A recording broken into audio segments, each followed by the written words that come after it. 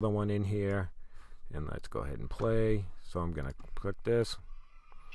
And see, the two sounds are playing simultaneously, and we could go in and adjust the volume so that, you know, this one is softer than the other one instead of the other way around.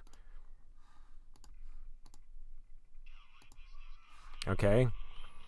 Now what we can do is to show you that if we don't do run to completion, so let's uncheck that and that one. So let's go ahead and press this. Oops, sorry.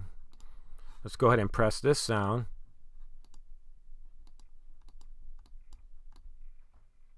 Oh, I'm sorry, I got to change the rule. Oop, let's do it in here.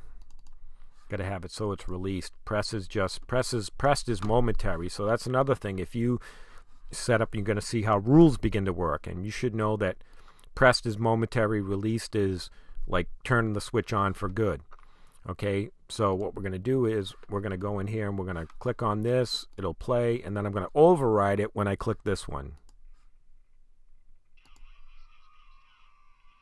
I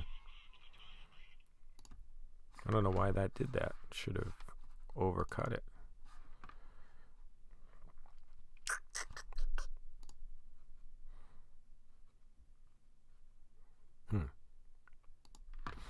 Well, maybe I was wrong about that.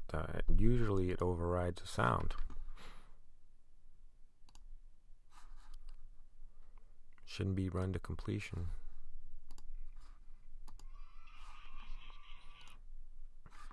It could be in relationship to music files. I'll have to look into that and get back to you about it overriding another sound, because it's not doing it right here. So see, this is why it's good to do stuff like this. There would be other ways to do it in your rules that you could override the sound. But let's go ahead. So anyways, you can play two sounds at the same time. All right. And this is interruptible, but I'm not sure of the conditions of it being interruptible. I thought it has to do with when I did pressed. Let me just try it. See, I can't get it to stay.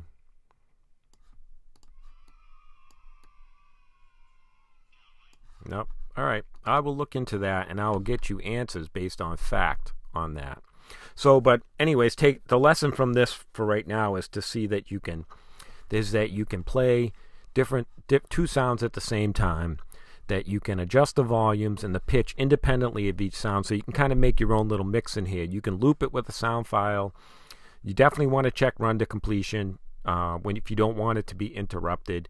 Now let's take a minute. If you're listening in stereo, let's take a minute and can delete that, and let's look at this velocity shift here. So I've created that. I have this little kind of a tank running, and I'm going to click positional sound and velocity shift, and I've got a little acceleration here that's going to move it across the scene when I hit touch is pressed. And what you're going to hear is, as this actor moves from left to right on the screen, if you're listening to me in stereo, you'll hear what positional and velocity shift does. As positional is going to move it through the speakers from the left channel to the right channel. And then as the velocity gets farther away from this point, you're going to hear the volume level of the sound itself fade away, like it's moving away. So let's go ahead and play this, and you can listen to it.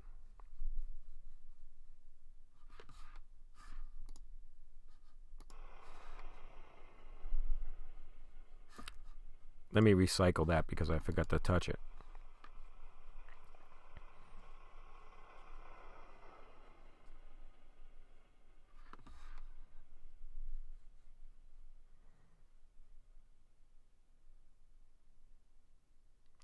And so you see, as it gets farther away, that soundtrack doesn't have a fade in it. It's a straight running of a tank engine.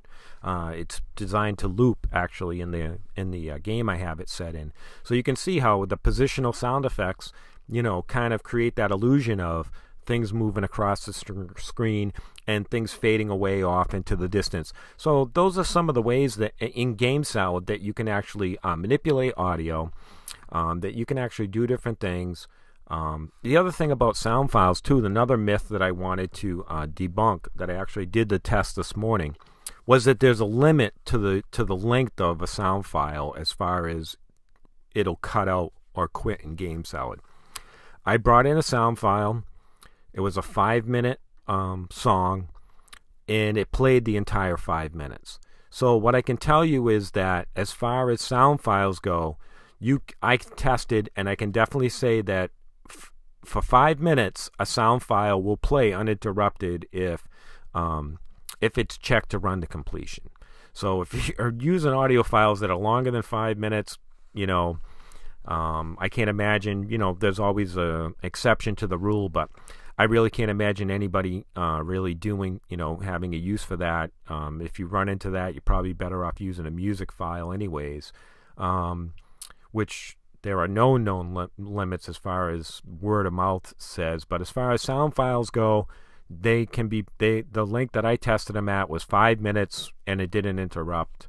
It played all the way through, so I can guarantee you that for 5 minutes, sound files will play that long as I've tested it. I don't think there's much need for me to test it any farther than that. So you can basically say that sound files will run for pretty much as long as you'd need them to. That's not an issue, as kind of has been kind of put around the boards. So anyways, that's some more basic audio logic in Gamesalad. Just kind of the basics of how to use, sound and manipulate sound, the difference between sound and music files in Gamesalad. Like I said, don't get locked up in the terminology, and these things can be manipulated just like any other behavior or attribute in Gamesalad. You use the same kind of logic and rules with attributes and booleans and integers and all that kind of stuff. It's all just triggering events. So don't get caught up in the terms and all that kind of stuff. Maybe later on, I know there was some other things about doing some code stuff in Gamesalad. So maybe I'll dig a little deeper and do a few code examples of how to actually pause music and pause sounds using attributes and stuff like that. So anyways, glad to be back around the Gamesalad community. I've been away a little bit, and I hope this video kind of helps clear some stuff up for folks. All right, thanks. Bye-bye.